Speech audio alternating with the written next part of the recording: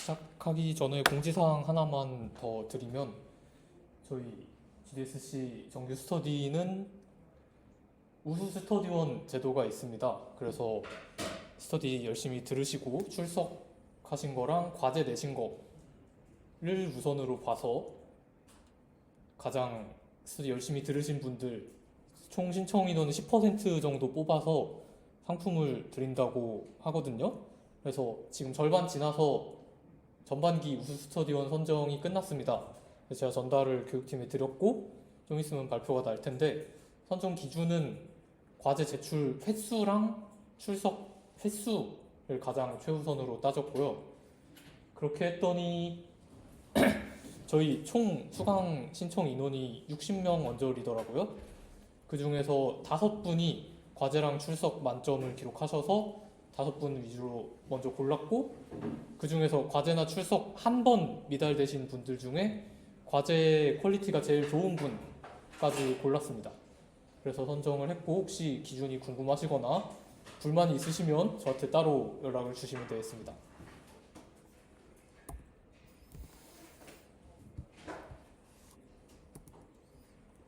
시작을 해볼 건데요. 저희가 3주 정도 쉬다가 왔죠. 그래서 좀 기억이 안 나실 것 같아서 오늘은 조금 라이트하게 해보려고 합니다. 별로 크게 진도를 나가진 않을 거고요. 지난 시간에 했던 거 살짝 복습도 하고 좀 개념 위주로 좀 짚어보는 시간을 갖도록 하겠습니다. 지난 시간에 이런 거 했었죠. 지난 시간에 이렇게 목록 만들고 목록 리스트 클릭하면은 질문 상세 화면 뜨는 것까지 했었습니다. 기억이 나실까요?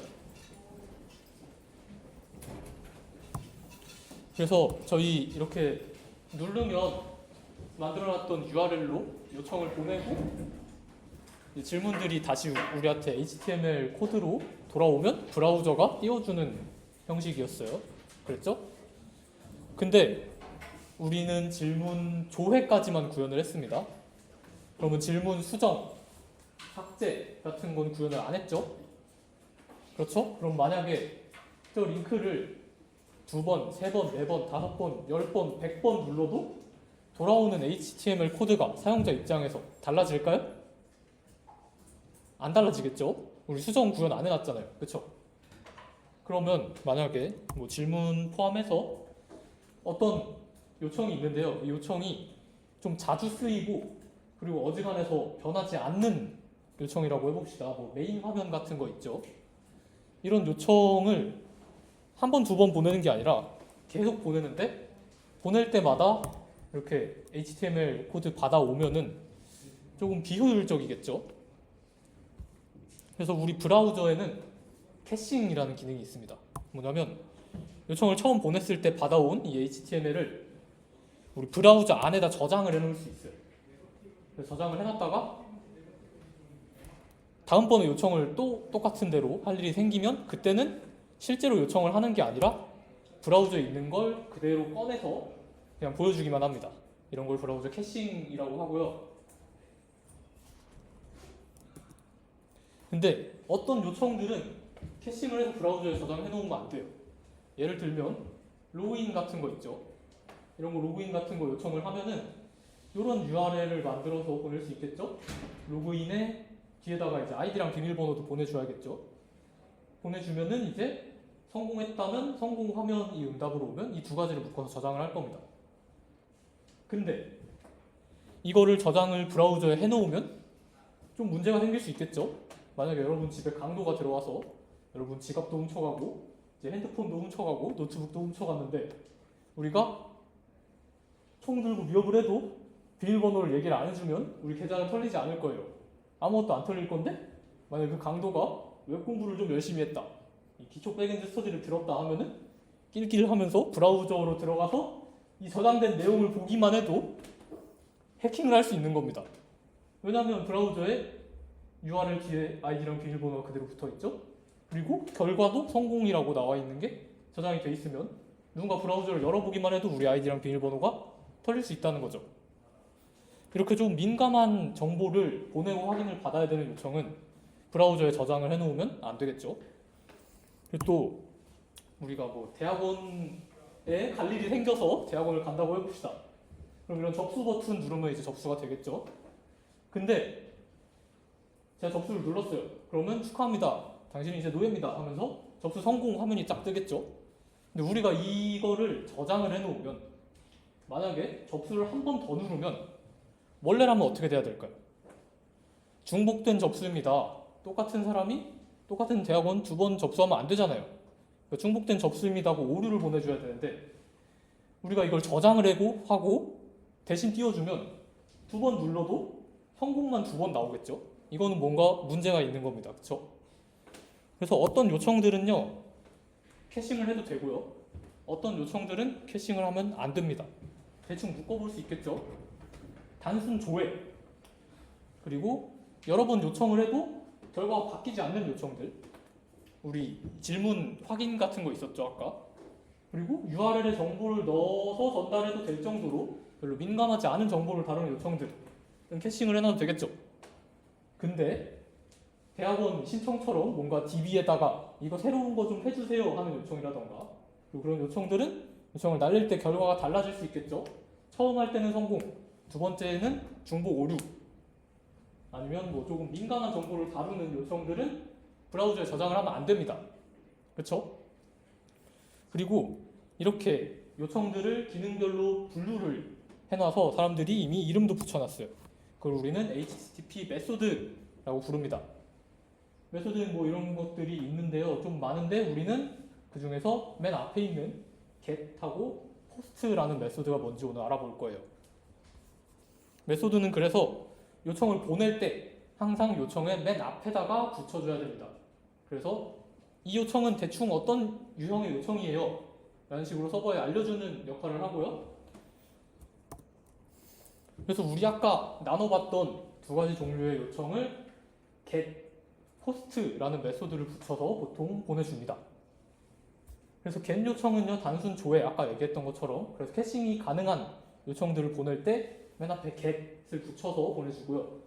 이런 캐싱하면 안 되는 좀 중요한 요청들은 post라는 걸 붙여서 보통 보내줍니다. 이거 외에도 뭐 다른 것들이 있는데 우리 수업에는 일단 이거 두 개만 살펴볼게요. 근데 우린 잘 생각해보면 우리 질문 페이지 만들 때 이런 거 안 붙이고 보냈잖아요. 그쵸? 근데 어떻게 응답이 잘 왔냐? 웹브라우저에 아무것도 우리가 따로 설정을 하지 않고 URL을 입력해서 엔터를 누르면 기본적으로 get으로 보내줍니다. 우리가 따로 설정을 하지 않으면요. 그래서 우리는 지금까지 get 메소드만 사용해서 요청을 주고받았던 거예요. 그래서 get 요청은 브라우저의 기본 메소드고요. get 요청을 통해서 주고받는 요청의 결과들은 캐싱 기능을 지원해 줍니다. 그래서 보통 정보 읽기, 검색 같은 거에 주로 사용이 되고요. URL 뒤에 정보를 넣어서 우리 지금까지 계속 설명했던 대로 URL 뒤에 정보를 넣어서 전달을 합니다. 사진은 제가 구글에다가 GDSC라는 검색어를 입력하고 엔터를 눌렀을 때 그 요청을 개발자 도구로 확인해 본 거예요. 보시면 기본적으로 메소드가 get이라고 되어 있는 걸 볼 수 있죠. 그래서 get 요청이라서 URL 뒤에도 잔뜩 뭐가 붙어 있죠. 우리가 구글에 보내준 정보들입니다. 반면에 post는요, 이런 로그인 같은 거, 중요한 정보 보낼 때나 제가 역등성이라고 좀 어려운 말 써놨는데 사실 그렇게 어려운 게 아니라 우리 아까 얘기했던 거예요. 처음 보냈을 때랑 두 번째 보냈을 때 똑같은 거 넣고 보내도 결과가 달라질 수 있다. 이런 걸 우리는 역등성이 없다라고 이야기합니다. 그래서 역등성 없는 요청, 그래서 캐싱 같은 거 하면 안 되는 요청을 할 때는 포스트를 보냅니다.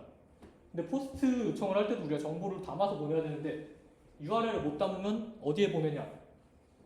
우리는 request body라는 데에 정보를 넣을 겁니다. 또 모르는 얘기가 나왔죠. request body. 이것도 뭔지 한번 보고 갑시다. 예시를 들어서 볼게요. 이건. 우리 오늘 질문 생성하기만 할 거예요. 오늘 할 내용은. 우리 질문 생성 지금까지 어드민 페이지 들어가서 했잖아요.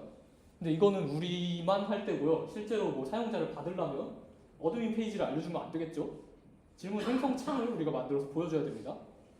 그래서 우리가 생성 창을 만들어서 보여준다고 할 때 우리는 뭘 받아야 되냐면 사용자한테 질문의 제목하고 질문의 내용 정도는 꼭 받아야 돼요. 그쵸?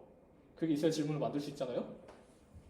그럼 만약에 질문 제목하고 내용을 받아서 전달해달라 하면 우리 지금까지 들었던 내용으로는 또 URL 뒤에다가 물음표 붙이고 뭐 정보 같은 거 전달할 수 있다고 했었는데 이렇게 제목, 키, 밸류 이런 느낌으로 서브젝트는 제목, 컨텐츠는 내용 해가지고 이렇게 URL 만들어서 보내면 되지 않을까. 그러면 이렇게 URL을 해서 보내면 이 그림 많이 봤었죠? 웹브라우저에서 URL 치고 엔터를 누르면 브라우저가 그 URL을 쪼개가지고 HTTP 리퀘스트라는 걸 만들어서 우리한테 보내준다고 몇 번이고 얘기를 했었죠, 우리가. 근데 이거는 제가 여러분들 보기 편하라고 조금 꾸며놓은 그림이고요. 실제로 브라우저에 우리 아까 그 URL을 쳐서 엔터를 누르면 브라우저는 뭘 보내주냐면 이렇게 생긴 녀석을 보내줍니다. 딱 봐도 보기가 좀 더럽죠?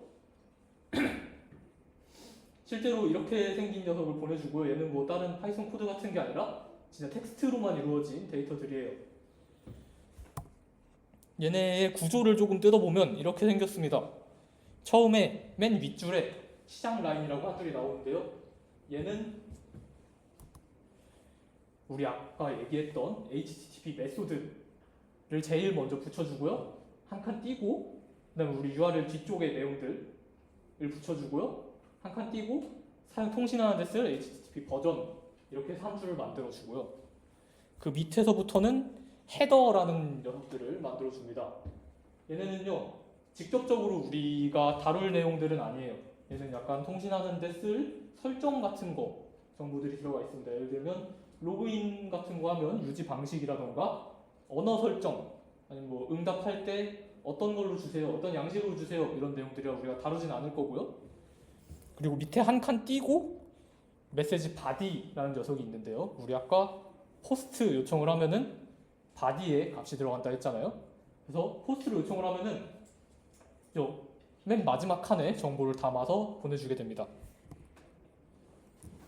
그래서 get 방식으로 요청을 하면요. 우리 이런 식으로 URL 만들어서 엔터를 누르면 쫘라락 이렇게 보내는데 맨 위에 시작 라인의 URL에다가 정보를 쫙 담아서 보내주고요. 포스트 방식으로 요청을 하면은 URL은 간단하죠. 그리고 실제로는 한 칸 띄고 맨 밑에다가 키 밸류 형식으로 정보를 담아서 보내줍니다.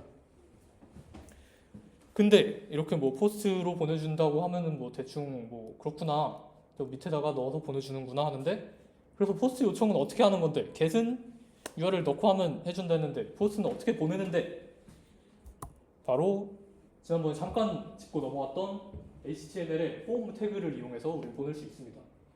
폼 태그가 이렇게 생겼다고 했었죠. 그래서 뭔가 정보를 입력받고 뭐 제출 버튼 누를 수 있고 하는 그런 걸 만들어주는 태그인데요. 여기 태그의 끝에 보시면 메소드라는 속성을 지정해 줄 수 있고요. 그 뒤에 포스트라고 붙어 있는 거 보이죠? 저 폼 태그의 속성을 get이나 post나 우리 아까 배웠던 다른 메소드로 변경을 해주면 제출 버튼을 눌렀을 때 설정해 놓은 방식으로 요청을 보내줍니다. 그래서 우리 오늘 해볼 거는요. 이 폼 태그를 이용해서 포스트 방식으로 질문 생성을 해볼 거예요. 여기까지 질문 있으신 분? 질문 없으면 바로 다음 걸로 넘어가겠습니다. 그 전에 우리 3주 쉬었으니까 잠깐 복습을 또 하고 갑시다. 계속 봤었죠? 프로젝트는 뭐고 어플리케이션은 뭐다 이제 다들 알 거라고 생각하십니다. 프로젝트는 저희가 쓰는 큰 소프트웨어 전체를 프로젝트를 하고 어플리케이션을 나눠놓은 단위라 했었죠. 그래서 우리는 GDSC 베이직 백엔드라는 폴더 안에 진짜 말 그대로 프로젝트라는 폴더 만들어서 프로젝트를 만들었고요. 그 안에 questions라는 어플리케이션을 만들었습니다. 조금 기억이 나시나요? 그리고 그 questions 안에는 이런 식으로 구조가 되어 있죠. 요청이 들어오면 urls.py를 타고 들어와서 뷰 함수를 호출을 하고요. 뷰 함수에서 뭔가 DB에 접근해야 되면 ORM 지난 시간에 배웠던 ORM을 써서 models.py에 설정해 놓은 그 클래스를 사용해서 정보를 받아온 다음에 템플릿에다가 딕셔너리 형태로 넣어주면 템플릿에서 HTML 코드로 바꿔서 응답을 해주는 그런 프로젝트 구조를 가지고 있었습니다. 그리고 모델의 역할 두 가지를 배웠었습니다. 첫 번째는요, models.py라는 파일에다가 우리가 클래스를 만들어주면요, 얘가 설계도가 돼서 그대로 DB 테이블을 만들어준다고 했었어요. 두 번째 역할은요, DB에서 정보를 꺼내오거나 혹은 집어넣을 때 이 클래스 그 models.py 클래스로 만들어놨던 클래스의 객체를 사용한다고 했었습니다. 쿠키와 쿠키틀이라고 지난 시간에 설명을 했었죠. 그래서 student.object라는 거 하면은 이제 ORM이라는 녀석이 나와서 객체를 말아가지고 우리한테 준다고 했었어요. 그래서 뒤에 all이라는 함수 쓰면은 테이블 안에 있는 모든 정보들을 하나씩 말아서 객체로 넣어준 다음에 리스트 형태로 반환해주는 함수다라고 지난 시간에 얘기를 했었고요. 하나만 받아올 때는 get이라는 녀석 썼었고요. 그리고 이렇게 받아온 정보를 전달하고 싶으면 뷰 함수에서 딕셔너리에다가 담아서 랜덤 함수에 그 딕셔너리 넣어주면 이렇게 괄호 2개 써가지고 꺼내서 쓸 수 있다 지난 시간에 했었고요. 이런 반복문 같은 것도 쓸 수 있었다라고 했었습니다. 지난 시간에 결국 이것까지 만들었었고요. 그래서 오늘은 이 폼 태그를 이용해서 질문 생성을 해볼 겁니다. 폼 태그는요, 딱 보시면 알겠지만 그냥 폼 태그 하나만 쓰진 않고요. 폼 태그 사이에 input이라는 태그를 중첩해서 사용합니다. input 태그는요, 정보를 전달받는 양식을 만들어주는 태그예요. 그래서 type이라는 속성을 통해서 어떤 정보를 받을 건지 우리가 지정을 해줄 수 있습니다. 우리가 받을 정보는 뭐죠? 제목과 내용입니다. 그래서 문자를 받을 거잖아요. 그래서 우리는 텍스트라는 타입을 써볼 거고요. input 태그 뒤에 name이라는 설정이 하나 더 있죠. 얘는 뭐냐면 우리 정보 보낼 때 이런 식으로 키는 밸류 형식으로 보냈죠. 이게 제목인지 내용인지 확인할 수 있게 서브젝트는 제목, 컨텐츠는 질문 이렇게 보냈잖아요. 거기서 키를 설정해 주는 게 인풋의 name 태그입니다. 그래서 name은 서브젝트라고 써줬으면은 이 네모에 내용을 쳐서 제출하면은 서브젝트는 여기 쓴 내용 이런 식으로 전달이 될 거예요. 그리고 타입 중에 submit이라는 타입을 만들거나 혹은 버튼 같은 거, 버튼 태그도 있거든요. 그런 거를 폼 태그 안에 넣으면 걔를 누르면 우리 폼 위에 있는 이 액션이라는 속성에 우리가 써놓은 이 URL로 정보를 말아가지고 요청을 넘겨줍니다. 그리고 넘길 때 어떤 HTTP 메소드를 쓸 거냐, get을 쓸 거냐, post를 쓸 거냐도 폼 태그에서 설정을 해줄 수 있고요. 그래서 아까 얘기했던 대로 get 방식으로 보내면 이런 식으로 요청이 나갈 거고요. 이런 식으로 폼에 메소드를 get으로 설정하면 맨 위에 get 그리고 URL의 정보 넣어서 보내줄 거고요. 폼 태그에 post라고 써서 보내면 맨 위에 post 그리고 URL이 아니라 맨 밑에 body에다가 키 밸류 형식으로 넣어서 보내준다라고 했었습니다. 근데 이렇게 보낸 정보를 우리가 어떻게 꺼내 쓰냐, 장고에서 꺼내서 써야 될 거 아니냐라고 생각을 하실 것 같아서 준비를 했습니다. HTTP 리퀘스트라는 거 옛날에 살짝 다뤘었는데 오늘 보고 갈 거예요. 얘는 뭐냐면 우리가 요청을 보내면요, 실제로 장고에서는요 이 텍스트로만 이루어진 데이터를 읽어서 장고 클래스의 객체로 말아서 우리한테 넘겨줍니다. 그 클래스 이름이 HTTP 리퀘스트고요. 어떻게 말아주냐면 객체 안에 메소드라는 변수가 있어요. 걔에다가는 여기 우리 HTTP 메소드를 문자열로 넣어줍니다. 헤더라는 딕셔너리도 있고요. 여기에는 밑에 헤더들도 딱 보면 키랑 밸류 형태로 되어 있거든요. 그래서 얘네를 하나씩 뽑아서 딕셔너리에 넣어서 또 넣어줍니다. 그리고 get 방식으로 보내면 대문자 get이라는 변수도 있거든요. 얘도 딕셔너리가 들어있는데 거기에 이 뒤에 부분, 정보 부분을 또 키 밸류로 뽑아서 딕셔너리에 넣어줍니다. 포스트로 요청을 보내면요 또 똑같이 올 건데 메소드는 포스트로 되어 있는 걸 볼 수 있죠. 그리고 get 딕셔너리는 비어 있고요. 포스트 딕셔너리에 질문 내용들을 넣어줄 겁니다. 그리고 이렇게 만들어진 장고가 만들어준 이 객체는요 우리 뷰 함수에 지금까지 계속 봤지만 아무도 의심을 갖지 않았던 이 리퀘스트라는 녀석으로 들어오게 됩니다.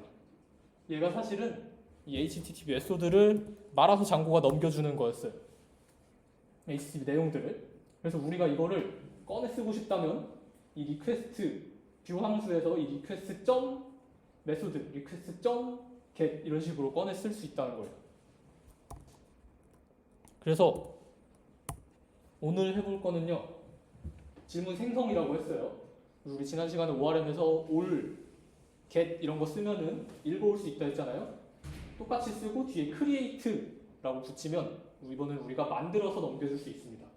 만들 때는 정보 받아온 거를 넣어서 만들어야겠죠. 정보를 어디서 꺼낸다? 이 request에서 꺼낼 겁니다. request.post 하면은 우리 여기 말아줬던 이 포스트 딕셔너리를 가져와 달라라는 뜻인 거예요. 그래서 제목에는 이 요청에서 받아온 제목, 딕셔너리의 제목값 넣고, 내용에도 내용값 넣고, 시간에는 지금 시간 넣어서 create 함수에 넣어주면은 DB에 이 세 개가 들어가서 저장이 되게 됩니다. 우리 오늘 이걸 해볼 거예요. 여기까지 질문 있으실까요?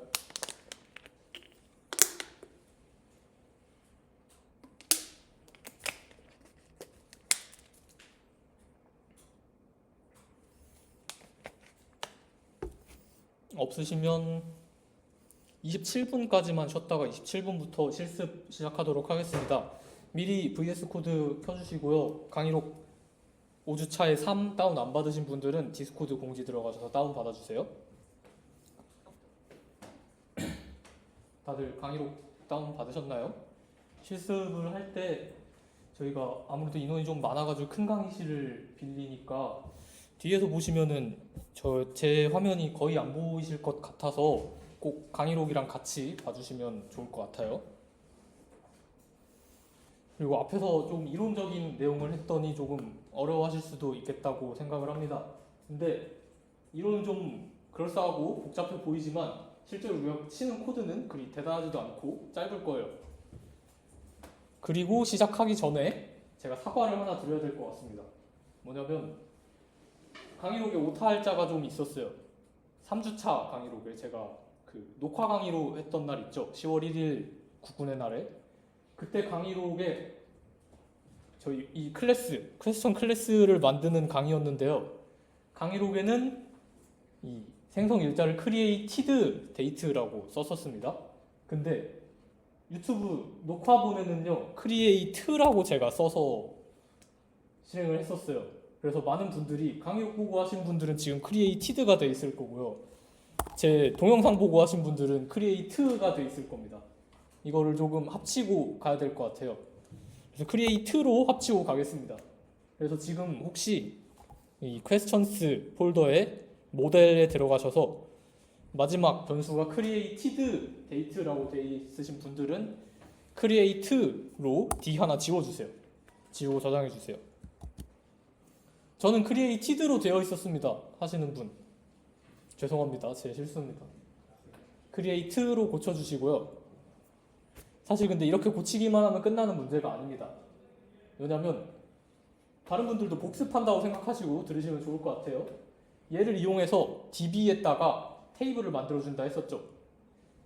우리가 created date라고 변수를 만들어놨으면 테이블 이름도 created date라고 만들어져 있습니다. 그래서 이걸 바꿨으면 테이블도 바꿔줘야 되는데 자동으로 바뀌진 않아요. 얘를 바꿔주는 과정이 뭐냐면 마이그레이션이라는 걸 우리 지지난 시간에 했었습니다. 기억이 나실지 모르겠지만 그래서 걔를 해줘야 돼요. 이걸 바꿨으면 어떻게 하냐면 우리 지금 프로젝트 폴더에서 프로젝트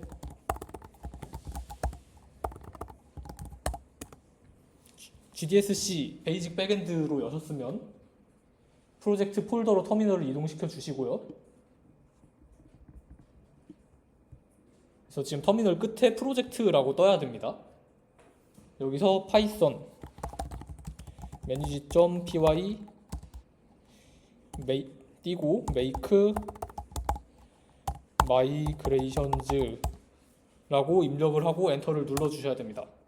그러면 제대로 치셨으면 오타 없이 치셨으면 created date를 rename 할 거냐 create date로 라는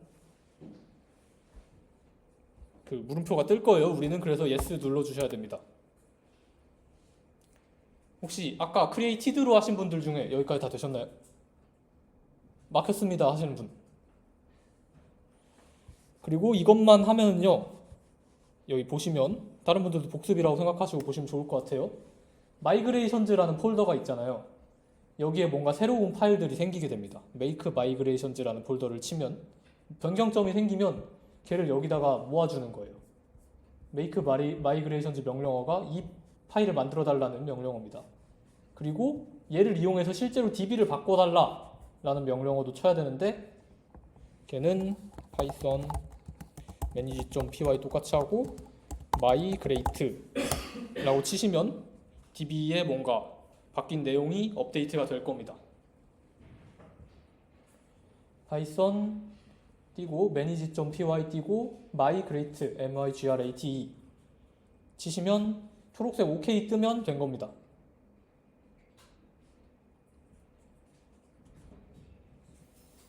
전 성공했습니다. 되신 거 같네요. 그리고 사실 하나 더 해야 돼요. 죄송합니다. 저희 템플릿에 가보시면 디테일을 가보면 여기 디테일에서 이 created나 create date를 꺼내 쓰거든요. 여기에 created라고 돼 있으면 create라고 고치셔야지 제대로 읽어올 수 있습니다. 만약에 내가 제대로 잘 따라했는데 생성 일자가 안 보였다 하면은 여기에 오타가 있었던 거예요. 그래서 템플릿 폴더에서 디테일 HTML로 들어가셔서 create로 고쳐주시면 끝입니다. 자, 정말 죄송합니다. 다음부터는 이런 일 없도록 할게요. 여기까지 다 되신 걸로 알고 오늘 진도 이제 시작해 보겠습니다. 오늘의 목표는요, 질문 생성 폼을 만들 겁니다. 그래서 URL을요 questions/create라는 URL을 입력하면은 이 질문 등록하기 폼이 뜨고 여기다가 질문을 제출하면은 이제 우리 지난 시간에 만들었던 질문 목록 페이지로 이동을 하면서 우리가 새로 만든 질문이 밑에 3 하고 뜨도록 하는, 이게 오늘의 목표예요. 그러면 일단 가상환경 실행부터 늘 하던 거 해줍시다. 폴더 여셔서요, GDSC 베이직 백엔드 처음에 VS 코드에서 열어주시고요. 다음에 CD, 윈도우 쓰시는 분들은 venv 스크립트로, 맥은 venv/bin으로 들어가셔 주시고요. 그리고 실행 항상 하시던 대로 맞춰서 해주시면 됩니다. 그래서 앞에 가상환경 이름 뜨면 잘 들어간 거고요.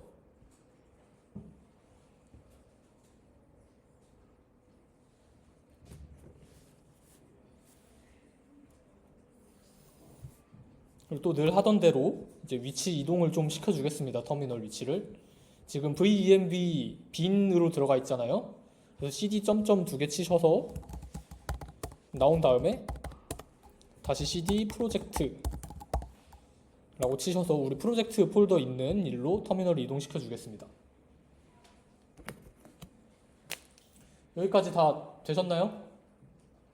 다 됐습니다. 손 한 번만 들어주세요. 조금만 더 기다려 볼게요.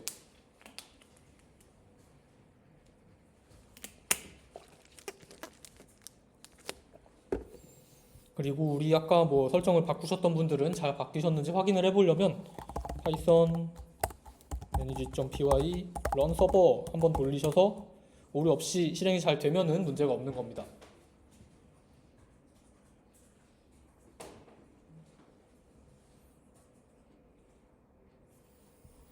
다들 되신 것 같으니까 다음 이제 진짜 시작해 볼게요. 오늘의 목표.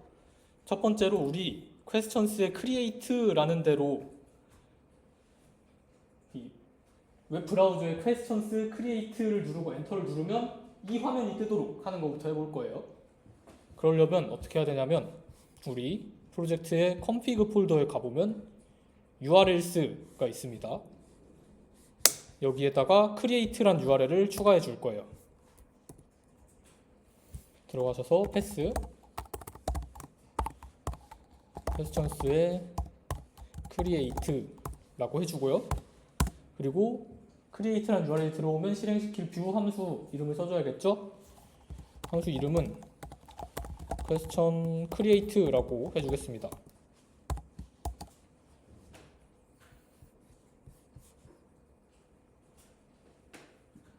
그리고 나면은 오류가 뜰 거예요. 서버 실행시키셨던 분들은. 왜냐면 question create 함수 쓸 거라 했는데 아직 안 만들었잖아요. 그쵸?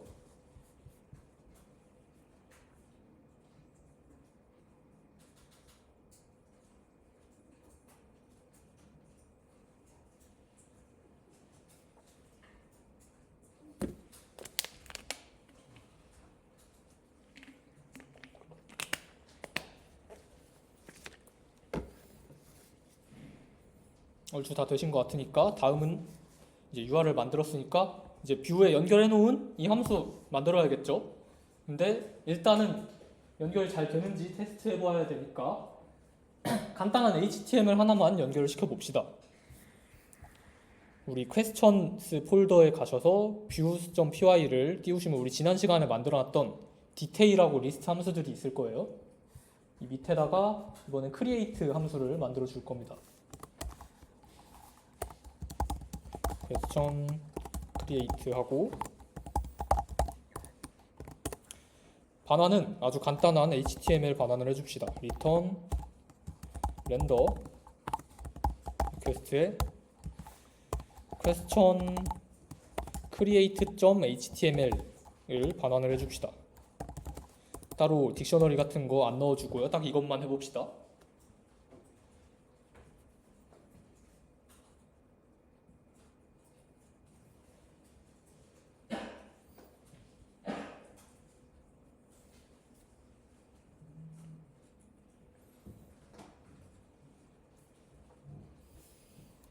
잘 안 보이시는 분들은 강의록 보시면 될 것 같고요. 그냥 복사 붙여넣기 하셔도 상관은 없습니다. 여기까지 되셨나요? 막혔습니다 하시는 분 계실까요? 그러면 이제 연결을 해줬는데 우리 아직 얘는 안 만들었죠? 그래서 이 questions의 템플릿이라는 폴더로 들어가셔서 우리 지금까지 만들어놨던 디테일이랑 리스트 HTML 있죠? 여기다가 create HTML도 만들어 주겠습니다. question create.html 그리고 이 HTML에는 그냥 간단하게 제목 태그 하나 넣고 질문 생성하기까지만 치고 일단 여기까지만 해보겠습니다. 여기까지 되신 분들은 이제 테스트를 해볼 수 있어요. run 서버 명령어 치시고요. 이제 127.0.0.1 우리 늘 하던데 questions create까지 하고 요청을 날리시면 질문 생성하기가 뜨면은 일단 성공입니다. 성공적으로 이 URL을 연결을 한 거예요.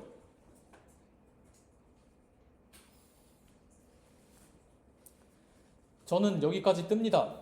성공했습니다. 아직 하고 계시네요.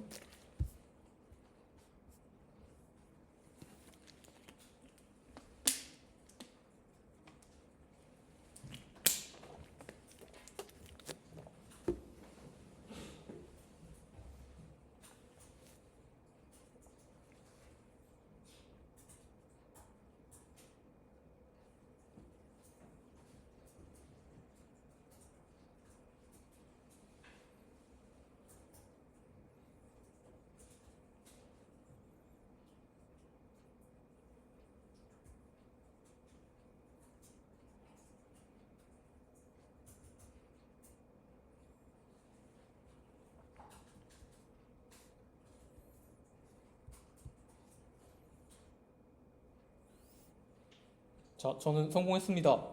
손 한 번만 들어줄래요? 많이 하신 것 같으니까 넘어갈게요. 그리고 이제는 진짜 그냥 간단한 제목이 아니라 우리 폼 태그를 활용해서 HTML을 만들어 보겠습니다.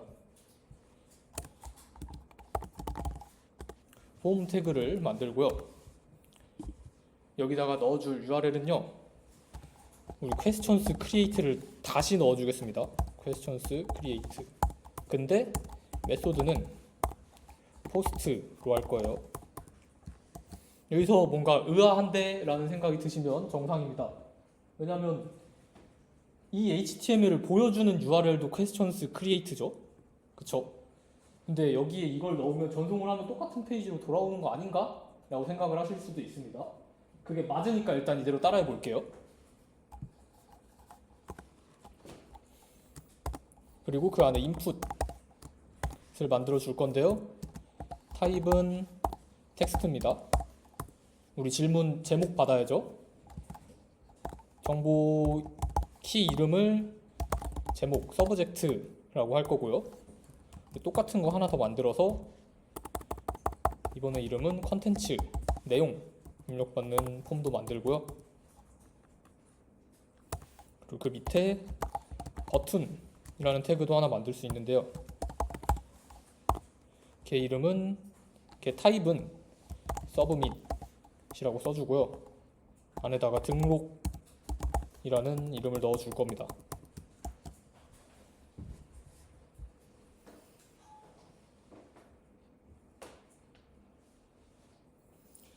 근데 이런 HTML을 만드는 역할은 사실 프론트에서 담당하는 게 맞다고 보긴 합니다만 기본적인 HTML 정도는 다룰 수 있으면 또 백엔드도 좋겠죠.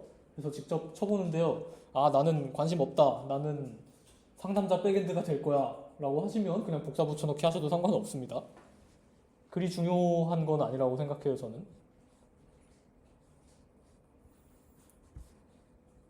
그래서 제대로 다 치셨으면 이제 새로 고침을 해주면 이 폼이 뜰 겁니다. 그리고 이 폼에다가 내용을 한번 테스트로 넣어보면요. 하고 등록을 누르면 에러가 나는 게 정상입니다. 무슨 에러가 뜨냐면 CSRF 검증에 실패했습니다 라는 이름만 들어도 좀 머리가 아픈 내용이 뜨는데요.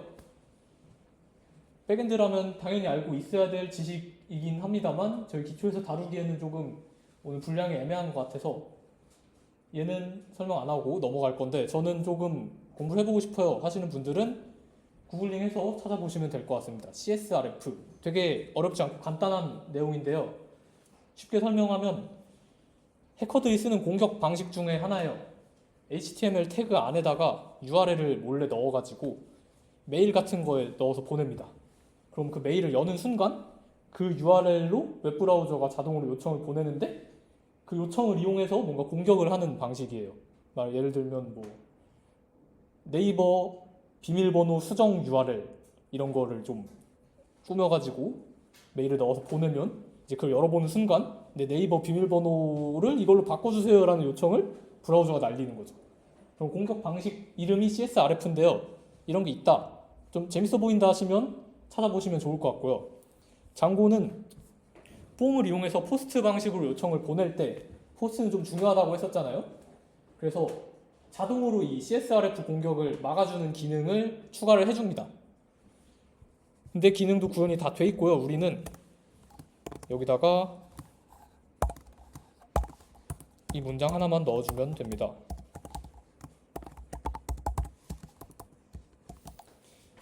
CSRF 공격을 막는 방법 중에 하나가 토큰이라는 걸 발행을 해서 사용자가 요청 올 때마다 주고받으면서 검증하고 얘가 내 사이트에 있다가 지금 비밀번호 바꿔달라는 건지 아니면 이상한 메일 열어서 바꿔달라는 건지 테스트해보는 용도로 쓰는 건데요. 지금 이런 게 있다 정도로 일단 넣고 넘어갈게요.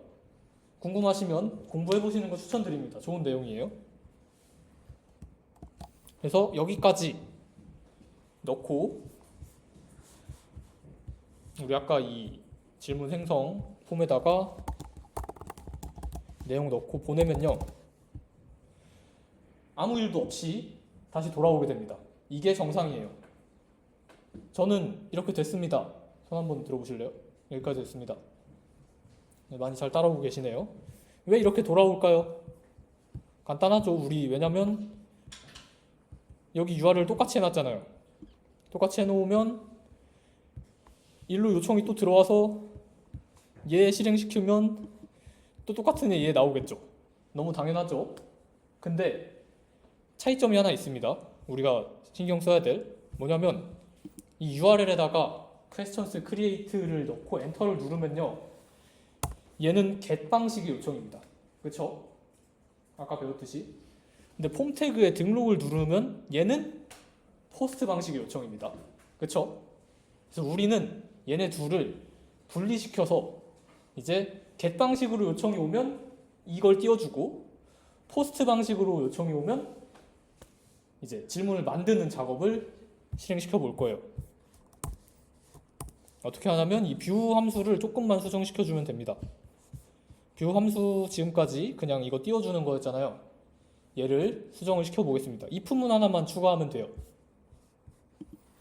우리 HTTP 요청이 들어오면 장구가 그걸 모아가지고 이 리퀘스트라는 애 담아서 준다고 했었죠. 파이썬 객체로. 이 객체의 메소드 중 메소드 변수 중에 하나가 뭐냐면 이렇게 치면은 들어온 요청에 HTTP 메소드를 문자열로 반환을 해줍니다. request.method. 그래서 get으로 요청이 왔을 때만 이 HTML을 보여주겠다 라고 한번 수정을 해보겠습니다. 간단하게. if문 하나만 추가해 볼 거예요. 그러고 나서 이제 URL 똑같이 쳐서 브라우저에 엔터 누르면 잘 뜨죠? get 방식으로 요청하니까 잘 나옵니다. 그럼 포스트 방식으로 요청 한번 해볼까요?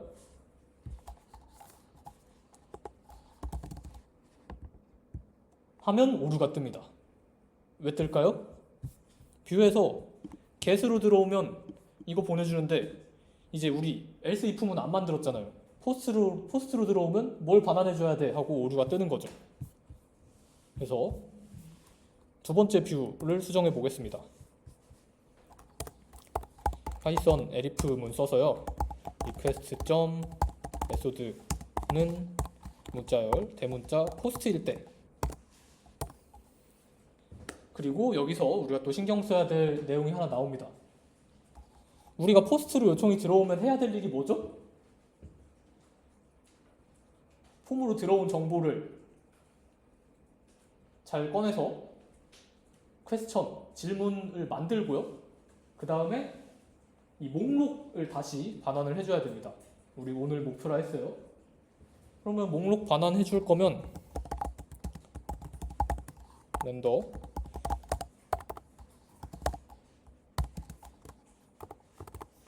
이 목록을 반환해 주나요? 라고 다들 생각을 하실 것 같은데 이러면 안 됩니다. 이것도 중요한 개념이긴 한데 앞에서 설명하기엔 조금 아무도 이해를 못 하실 것 같아서 여기에 잠깐 넣었습니다. 리다이렉트라는 걸 써야 돼요. 뭐냐면요, 우리가 포스트 방식으로 요청을 하면요, 우리는 HTML을 갖다 주는 게 아니라 뭘 줄 거냐면 여기로 다시 요청해라 라는 응답을 줄 거예요. URL을 주면서요. 그러니까 진짜 HTML을 갖다 주는 게 아니라 지금 주는 URL로 요청 한 번 더 해라 라고 보내주는 게 리다이렉트입니다. 그러면 웹브라우저가 그 리다이렉트 요청을 받으면요, 사용자 의지랑 상관없이 바로 그 URL로 다시 한번 요청을 보내요. 그러면 이제 목록 URL로 우리가 보내줬잖아요. 그럼 목록이 뜨는 거죠. 왜 이렇게 해야 되냐? 그냥 우리가 바로 목록 HTML 보내주면 안 되냐 하시는데 문제가 몇 개 있습니다. 일단 get은 단순 조회고 post는 뭐 생성해달라는 요청용이다 라고 했었잖아요.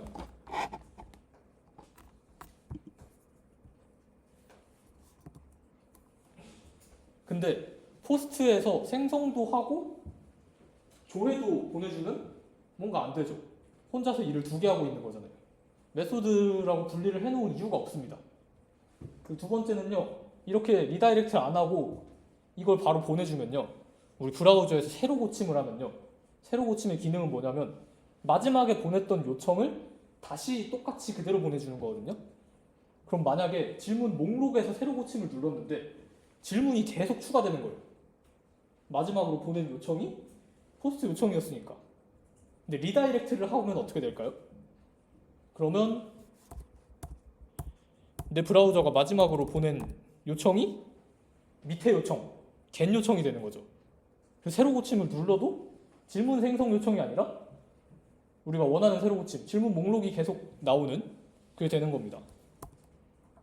그리고 또 우리 목록 보여줄 때는 그냥 목록만 보여주면 안 되고요. 또 DB에서 다 긁어가지고 딕셔너리 만들어서 넣어줘야 되는데 이러면 위에 있는 함수랑 코드가 겹칩니다. 코드가 겹치는 걸 개발자들은 또 굉장히 싫어하죠. 그래서 우리는 어떻게 한다? 결국에는 리다이렉트라는 녀석을 써줘야만 합니다.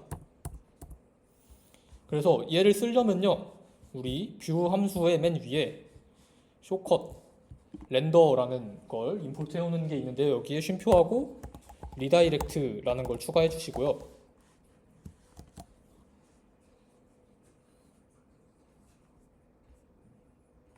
그리고 리턴에 리다이렉트 HTML을 보내주는 게 아니라 URL을 보내줘야 됩니다. questions라고만 치면 우리 목록 조의 URL이 questions였죠. 그래서 포스트로 요청이 들어오면은 리다이렉트를 반환을 해줘야 됩니다. 그래서 이렇게 쓰고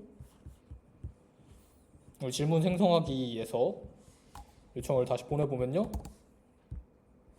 일로 리다이렉트 되는 걸 볼 수 있어요. 새로 고침을 눌러도 계속 얘가 뜨죠. 그래서 뷰 함수에 리다이렉트 의존성을 추가해 주시고요. 에리품은 포스트에는 questions로 리다이렉트 하라라는 걸 추가해 주시면 됩니다.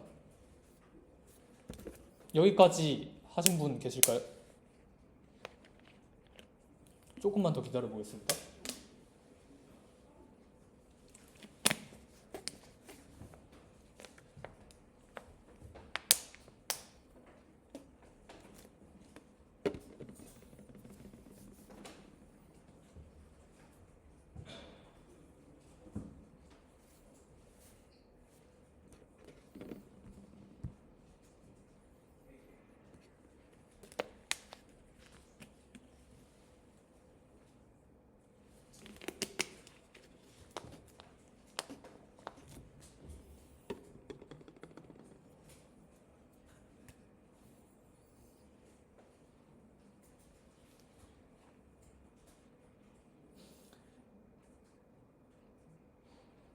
저는 여기까지 됐습니다 하시는 분들 손 한번 들어주세요.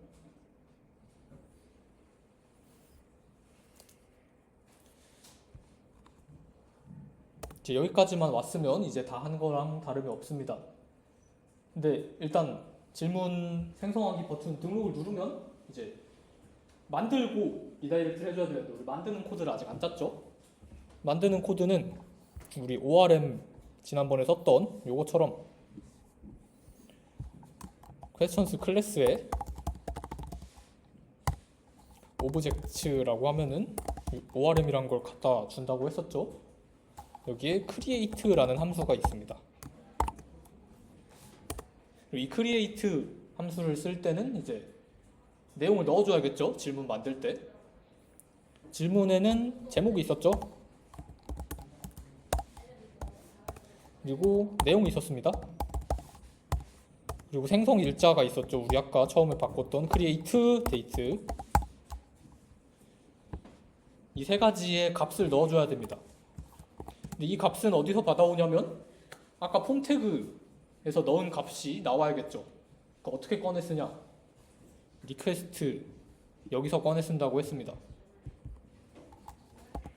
request에 대문자 post라는 변수를 치면요, 딕셔너리를 하나 갖다 줄 겁니다. 이 딕셔너리에는 우리 아까 폼 태그에서 넣어서 포스트 요청을 보냈던 내용들이 키밸류들이 딕셔너리로 담겨 있다 했어요. 그래서 여기에 subject라고 넣어주시면 우리 여기에 넣었던 create html에 넣었던 값이 여기서 꺼내져서 우리 질문 객체에 들어가게 됩니다. 컨텐츠도 마찬가지예요. 컨텐츠라고 하면은 create URL에 여기 들어갔던 내용이 일로 전달이 돼서 여기서 꺼내서 쓸 수 있는 겁니다. 그리고 생성 일자는 사실 사용자가 넘겨줄 필요가 없죠. 우리가 이거 만드는 시간이 생성 일자잖아요. 그래서 얘는 장고의 타임존이라는 유용한 라이브러리를 쓰겠습니다.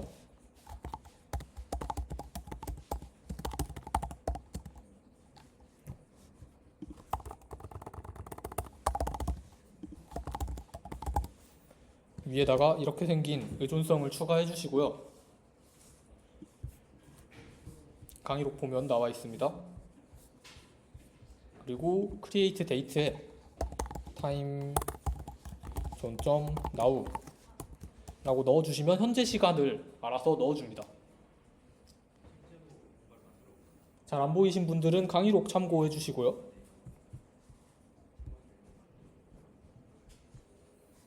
이러면 이제 요청으로 들어온 값을 그 안에 들어있는 딕셔너리에서 꺼내서 객체에 넣어준 다음에 create 요청을 한 겁니다. 그러면 DB에 저장이 될 거예요. 한번 테스트를 해봅시다. questions create로 가서요. 질문사 안녕하세요 이런 식으로 하고 등록을 누르면 오류가 떴네요. 그 클래스 이름이 네네. S를 퀘스천즈가 아니라 퀘스천 아니에요? 맞아요. 네. 오타를 고쳤더니 이렇게 떴습니다. 감사합니다. 퀘스천 오브젝트 크리에이트 하면 이제 우리는 밑에 방금 질문이 추가되고 목록 조회까지 한 오늘의 목표를 달성한 겁니다. 한 번 더 해볼까요? 크리에이트 질문 5 안녕하세요. 등록하면은 질문 5가 생겼죠. 누르면 또 지금 시간이랑 함께 나옵니다.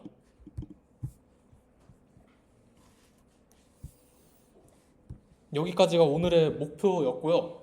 지금 슬슬 끝낼 시간이 돼서 마무리만 하고 가겠습니다. 아직 다 못 따라오신 분들은 강의록 보고 다음 주까지 해주시고요. 마무리하기 앞서서 지금 보시면 목록에 여기서 다음 질문을 만들고 싶은데 만들려면 우리 여기다가 직접 URL을 쳐서 겟 요청을 보내야 되죠.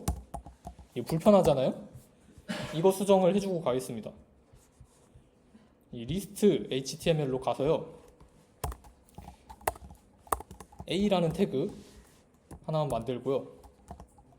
여기에 질문 등록하기 라는 이름을 넣어주고요. 이 링크를 우리 아까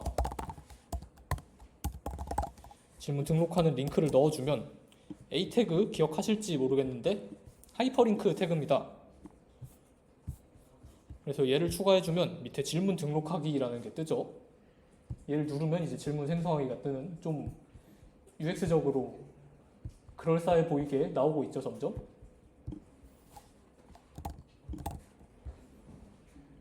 조금 더 편리한 사이트가 됐습니다. 근데 문제가 하나 더 있어요. 두 번째 문제는 뭐냐면 여기 내용에 뭐가 질문 제목이고 뭐가 내용인지 모르죠, 사용자는. 우린 만들었으니까 아는데 이거 갖다 주고 써봐 하면은 이게 뭔데 이럴 거 아니에요? 그래서 간단하게 약간 뭐가 제목이고 뭐가 내용이다 정도를 사용자한테 보여줘야 됩니다. 두 번째는요, 이거 아무것도 안 넣고 보내도 보내집니다. 그러면 우리 뭔가 이상한 걸 만들어 버렸죠? 이러면 안 되잖아요? 그래서 이걸 방지해주는 기능을 하나 넣어줘야 됩니다. 크리에이트에. 근데 HTML이 기능들을 잘 제공해주는데요. 첫 번째는 플레이스홀더라는 속성인데요.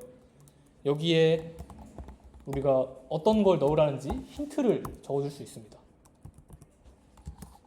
위에는 제목, 밑에는 내용이라고 적어주고요. 두 번째는 required라는 속성을 또 추가해 줄 수 있습니다. 이렇게 하고 저장을 하면요,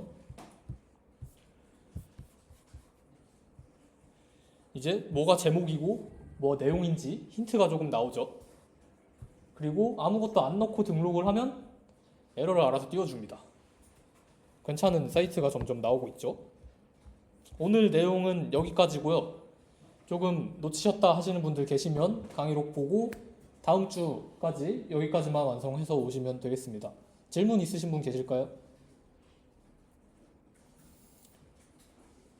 질문 없으시면 여기까지 하도록 하겠습니다. 감사합니다.